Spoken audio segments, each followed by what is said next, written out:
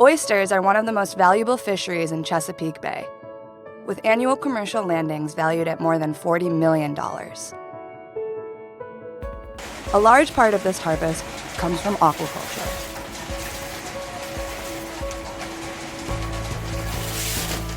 Dr. Suzanne Bricker, with NOAA's National Centers for Coastal Ocean Science, is working with oyster farmers and state managers in the region to expand oyster aquaculture to benefit growers and the economy and improve water quality in the bay.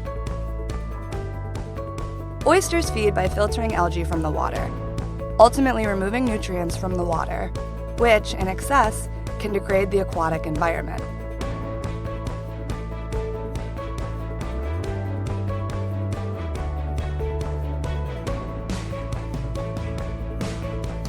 Along the U.S. East Coast, Bricker and her colleagues are measuring the amount of nutrients removed by oysters to help states develop nutrient management plans that include oyster farms.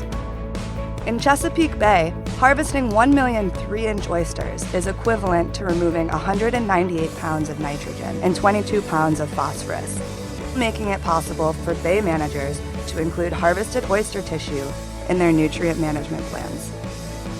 Bricker and her colleagues are now determining the value of the removed nutrients that might be paid to oyster growers within a nutrient credit trading program.